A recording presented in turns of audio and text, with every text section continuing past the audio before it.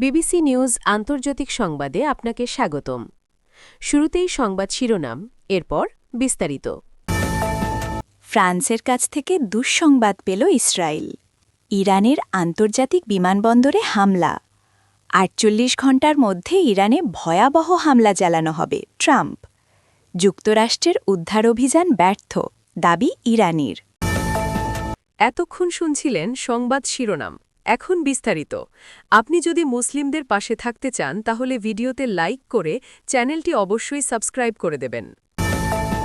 ফ্রান্সের কাছ থেকে দুঃসংবাদ পেল ইসরায়েল। ফ্রান্স জানিয়েছে ইসরায়েলকে তারা কোনো আক্রমণাত্মক অস্ত্র সরবরাহ করছে না।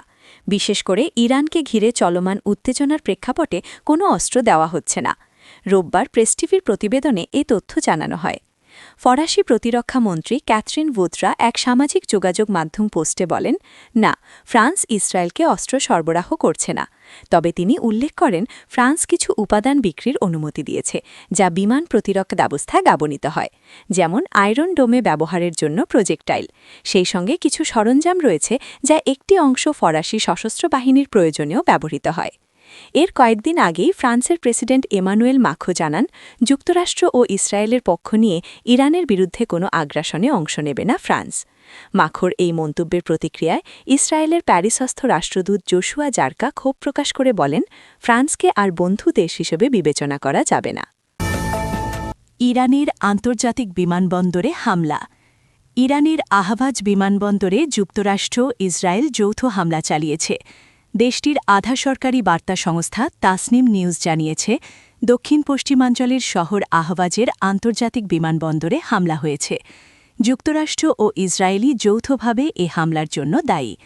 রোববার আল জাজিরার প্রতিবেদনে বলা হয়, খোজেস্তান প্রদেশের ডেপুটি নিরাপত্তা কর্মকর্তার বরাত দিয়ে তাসনিম নিউজ প্রতিবেদনটি করেছে।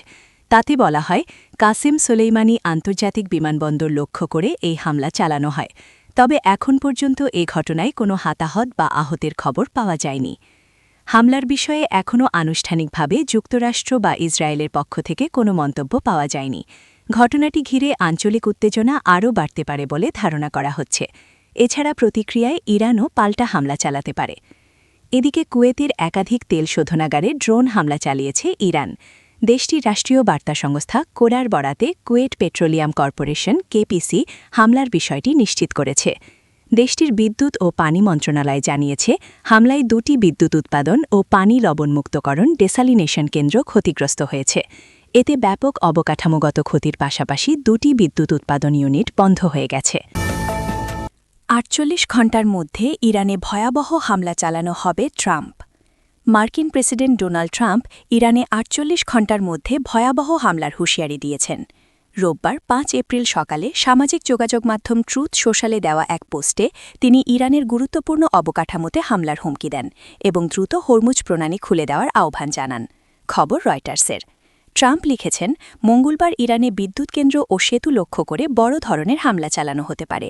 প্রণালী না খুললে ইরানকে ভয়াবহ পরিস্থিতির মুখোমুখি হতে হবে বলেও হুঁশিয়ারি দেন তিনি আরও বলেন, হরমুজ প্রণালী খুলে দিতে কিংবা সমঝোতায় আসতে ইরানকে নির্দিষ্ট সময়সীমা দেওয়া হয়েছে।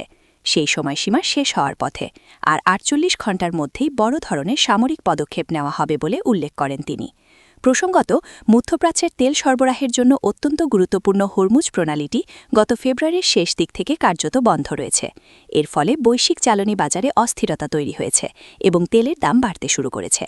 এই ইস্যুতে ন্যাটোভুক্ত দেশগুলোর ওপরও চাপ সৃষ্টি করছেন ট্রাম্প। তিনি চান যুক্তরাষ্ট্রের মিত্ররা ইরানের বিরুদ্ধে পদক্ষেপ নিতে সরাসরি অংশগ্রহণ করুক। তবে এই বিষয়ে ভিন্ন অবস্থান নিয়েছে ইউরোপীয় দেশগুলো। যুক্তরাজ্য ইতোমধ্যে 41টি দেশকে নিয়ে বৈঠক করে, যেখানে হরমুজ প্রণালী পুনরায় চালু করার উপায় নিয়ে আলোচনা হয়েছে। বৈঠকে প্রণালীটি বন্ধ রাখার জন্য ইরানকে দায়ী করা হয়। এদিকে ফ্রান্সের প্রেসিডেন্ট এমানুয়েল মাখো যুক্তরাষ্ট্রের অবস্থানের সমালোচনা করেছেন। তিনি স্পষ্ট করে বলেন, ইরানের সামরিক অভিযান ইউরোপের নয় এবং এ ধরনের অভিযানে অংশ নেওয়ার কোনো পরিকল্পনা তাদের নেই। যুক্তরাষ্ট্রের উদ্ধার অভিযান ব্যর্থ, দাবি ইরানের। যুক্তরাষ্ট্রের যুদ্ধবিমানের নিখোঁজ ক্রুকে উদ্ধারে পরিচালিত অভিযান ব্যর্থ, এ দাবি করেছে ইরান। দেশটির খাতামাল আম্বিয়া কেন্দ্রীয় সদর দপ্তরের মুখপাত্র ইব্রাহিম জুলফাগারি রোববার বলেন, মার্কিন ওই অভিযান নস্যাৎ করে দিয়েছি। ইরানের সামরিক বাহিনী দক্ষিণ ইস্পাহানে কয়েকটি মার্কিন বিমান ধ্বংস করেছে। এর মাধ্যমে ভূপাতিত মার্কিন যুদ্ধবিমানের এক পাইলটকে উদ্ধারের প্রচেষ্টা ব্যর্থ করে দেওয়া হয়েছে। জুলফাগারি আরও বলেন, মার্কিন বাহিনী ইরানের মধ্যাঞ্চলে অনুপ্রবেশ করে ওই পাইলটকে বের করে নেওয়ার জন্য মরিয়া চেষ্টা চালাচ্ছিল। সেই সময় ইরানের সশস্ত্র বাহিনী যৌথ অভিযান চালিয়ে মার্কিন অভিযানকে নস্যাৎ করে দেয়। ইরানের এরোস্পেস ফোর্স, পদাতিক বাহিনী, স্বেচ্ছাসেবী বাসিজ এবং আইন প্রয়োগকারী সংস্থার সদস্যদের যৌথ অভিযান সফলভাবে অনুপ্রবেশকারী মার্কিন বিমানগুলোকে বাধা দেয় এবং ধ্বংস করে। অন্য সূত্র জানাচ্ছে, ইরানের দক্ষিণ পশ্চিমাঞ্চলের নিখোঁজ মার্কিন পাইলটকে উদ্ধারে যৌথ হামলা চালিয়েছে যুক্তরাষ্ট্র ও ইসরায়েল। এ হামলায় অন্তত ৫ ইরানি নাগরিক নিহত হয়েছেন। বার্তা সংস্থা তাসনিম নিউজ এজেন্সির প্রতিবেদনে বলা হয়, ভূপাতিত একটি মার্কিন F-15 যুদ্ধবিমানের ক্রুকে উদ্ধারের অভিযানের সময় এ হামলা চালানো হয়। প্রতিবেদনে কোকহিলুয়ে ও বয়ার আহমদ প্রদেশের গভর্নরের বরাত দিয়ে বলা হয়, প্রদেশটির পাহাড়ি এলাকা ব্ল্যাক মাউন্টেন অঞ্চলে হামলায় ওই ৫ জন নিহত হয়। আর রোববার নিজস্ব সামাজিক যোগাযোগ মাধ্যম ট্রুথ সোশ্যালে দেওয়া এক পোস্টে ট্রাম্প জানান, যুক্তরাষ্ট্রের সামরিক বাহিনী ইরানের পাহাড়ি এলাকা থেকে F-15 যুদ্ধবিমানের যে ক্রুকে উদ্ধার করেছে তিনি গুরুতর আহত। ট্রাম্প বলেন, অভিযানের সময় ইরানের সামরিক বাহিনী ব্যাপক তৎপরতা চালাচ্ছিল এবং উদ্ধারকারী দলকে খুঁজে বের করার খুব কাছাকাছি পৌঁছে গিয়েছিল।